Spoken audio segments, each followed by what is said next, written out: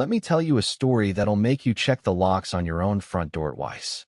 I bought a foreclosed mountain cabin for 12 grand after my divorce, thinking, all right, I'll fix it up, flip it, maybe make a little money, maybe patch up my busted heart in the process. So, I'm driving up the mountain with my buddy Miguel, me contractor, my right-hand guido. Check out this fixer-upper I now own. We round the last curve. I slam on the brakes so hard Miguel's coffee goes airborne. There are cars in my driveway. The place is freshly painted. And right there in the yard, kids' bikes, a battered tricycle, a plastic kiddie pool half full of rainwater.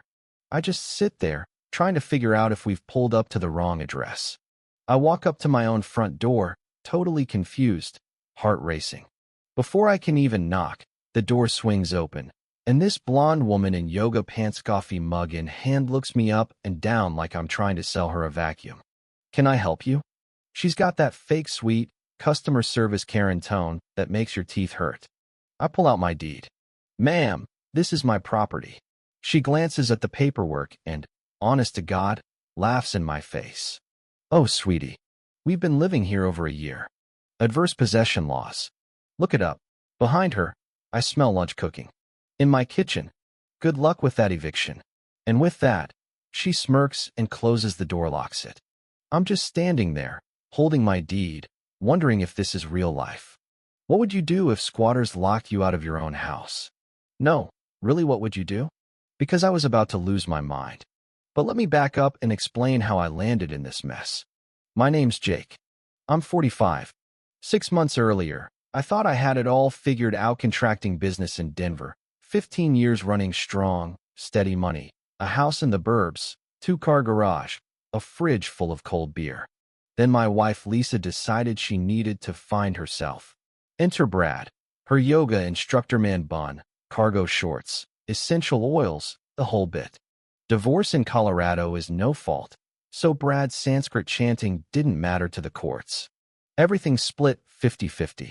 So, I'm 45 and broke, sleeping in a one-room apartment that still smelled like the last tenant's chain-smoking habit, looking around at what's left of my life, wondering, how did I get here? That's when I spotted a county auction listing mountain cabin, 2 acres in Woodland Park, Colorado. Starting bid, 8 grand. The photos? Rough doesn't even cover it. Rotting deck, busted windows, weeds swallowing the porch. But I thought, hey, maybe if I can rebuild this house, I can rebuild myself. Nobody else bid. I got it for 12 grand.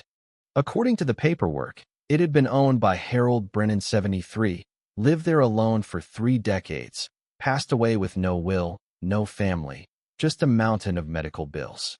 County took it for back taxes, put it up for auction. I did everything by the book: title search, survey, insurance. When you buy at county tax auction, you get clear title. All liens wiped out, fresh start. Or so I thought. Miguel and I had a plan. Assess the damage, gut the inside, turn this wreck into a $60,000 retreat.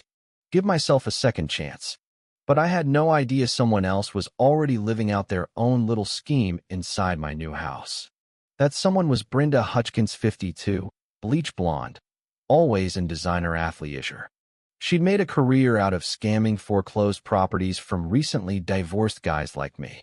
Brenda, her 25-year-old son Tyler, whose main skills were getting high and breaking stuff, and her daughter Madison, 17, who could cry on cue like nobody's business. They'd turn my house into an illegal Airbnb mountain getaway retreat, $150 a night, booked solid.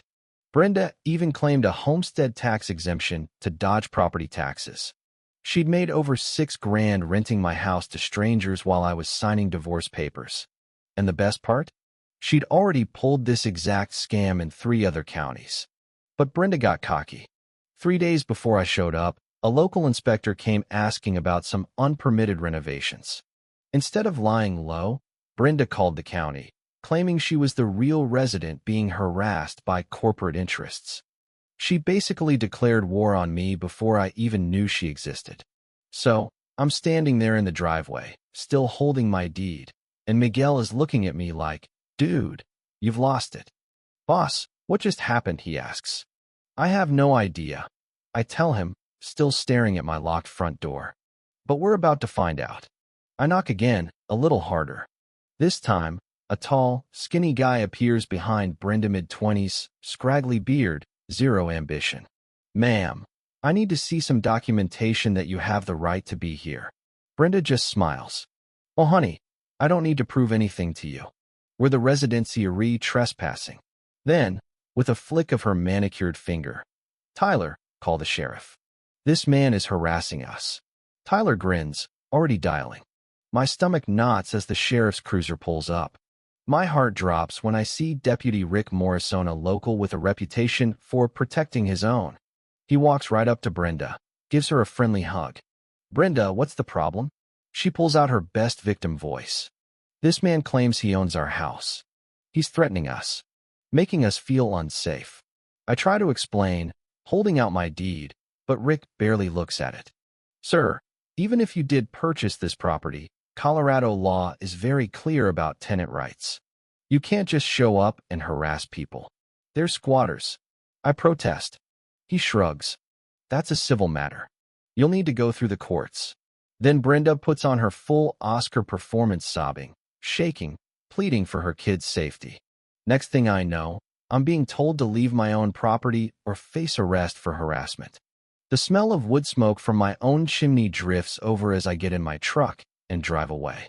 That drive back down the mountain, the longest of my life. Miguel is silent, staring straight ahead. I'm thinking, how is this real? Brenda, meanwhile, goes to work on social media.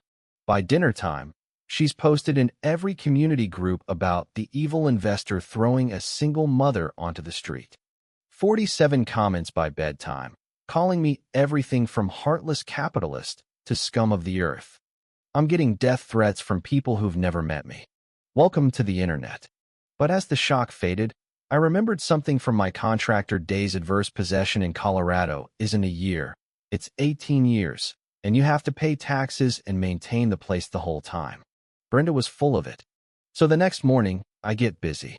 Lawyer, county assessor, every hardware store in Woodland Park asking about Brenda Hutchkins. By lunch, I'd learned 3 things. She owed money to half the local businesses, had run this scam before, and get the issue utility bills for the cabin only went back 8 months. The revenge started to taste pretty sweet. Brenda cranked up the crazy, though. I woke up one morning to find myself on the local news. Brenda, standing in front of my cabin, begging for help, with her daughter holding a sign. "Don't let them make us homeless." Some rookie reporter is eating it up. Brenda claims she cared for Harold as he was dying, that she poured her life savings into the house. There's a GoFundMe for legal costs. People are sending her money. But I'm not just sitting on my hands. I find Rosemary, former corporate fraud attorney, now living in the mountains. She reads my paperwork over a cup of jasmine tea and says, "Jake, this is classic fraud. But Brenda's good. We'll need real evidence." Together, we track Brenda's entire operation. 3 counties, same MO. She pretends to care for lonely old men, claims caretaker status, then victimizes anyone who tries to reclaim the property. Turns out, her real address is a double-wide trailer 40 miles away, where she actually lives. The real breakthrough comes at Murphy's Hardware. Frank, the owner, tells me Brenda owes him $300 for paintage green, just like my new deck. She bought supplies for emergency repairs, never paid a dime. Same story at the local restaurant. Lisa Rodriguez gave her $200 worth of meals for her dying mother, only to catch Brenda buying steaks with food stamps the next day. It gets worse. That night, my bank calls. Brenda's filed a bogus claim, saying I wrote bad checks for property I don't own. She's trying to freeze my assets while I fight her in court. I start digging through Colorado's tax laws and discover that claiming a homestead exemption while living somewhere else is felony tax fraud, up to 20 years if it's over 10 grand. I call the IRS, the Department of Revenue, even the TV reporter Brenda duped. By noon, Brenda's GoFundMe is suspended, and a state tax agent is driving up that gravel road to my cabin. Brenda isn't done. A week later, Miguel calls. "Boss, you better get up here. Bring your camera." I pull up to the cabin to find every window smashed, the door hanging off its hinges. Tyler is on the porch, drinking a beer. Inside, every wall has holes, the kitchen sink ripped out, water everywhere, marijuana smoke thick in the air. Brenda's there, filming everything on her phone, narrating how the landlord let the place fall apart. But I've got a secret. Me security cameras caught Tyler's rampage on HD video. Brenda's smile fades as I show her the footage. Criminal mischief, first degree, over 15 grand in damages. You filmed yourselves doing it, I tell her. She goes pale. And then comes the twist when Tyler smashed through a bedroom wall. He exposed a hidden cavity full of documents. Medical records, insurance papers, power of attorney forms. Turns out, Brenda wormed her way into Harold's life as his caregiver, got control of his bank accounts, and was named the sole beneficiary on a $40,000 life insurance policy the signature forged. I realize this isn't just squatting.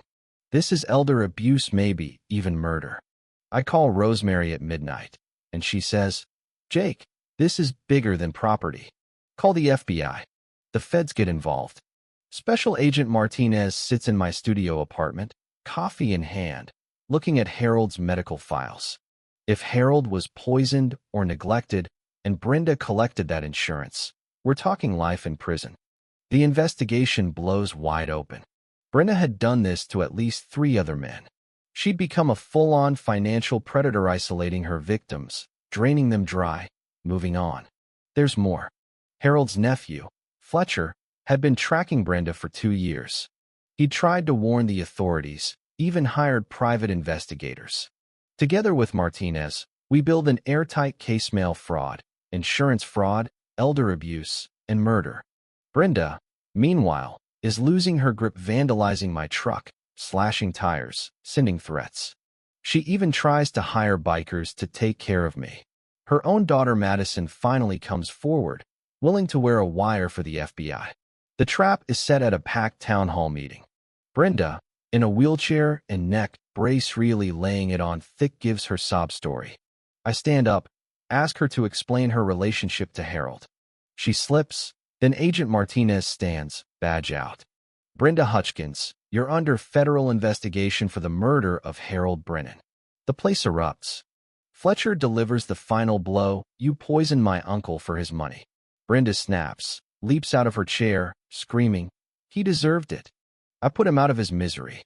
All caught on camera. The cuffs go on, the crowd cheers. Brenda goes down for life without parole, plus 40 years for fraud. Tyler gets 8 years. Madison testifies against her mother, then starts a new life in Texas. The best part?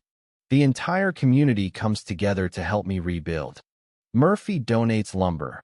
Lisa Rodriguez organizes meal trains.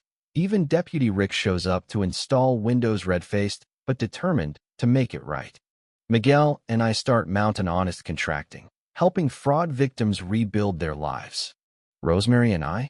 Well, let's just say legal strategy meetings became morning coffee on the porch. Fletcher moves to Colorado. Harold's old place becomes a memorial, a place for the community to gather, barbecue, tell stories. The Mountain Elder Protection Initiative is born, training law enforcement, banks, hospitals to spot fraud before it happens. Brenda's crimes become the shield that protects others. And as for me, I watch the sunrise over those Colorado peaks, grateful every day that I fought back. I turned a nightmare into a second chance, not just for myself, but for a whole community. So have you ever been scammed, bullied by an HOA, or watched justice get done against all odds? Drop your story in the comments. Let's help each other spot these monsters before they strike again. Hit subscribe, ring the bell, and share this with anyone buying a foreclosed place or fighting squatters, because, trust me, there are more Brendas out there. But together, we can stop them.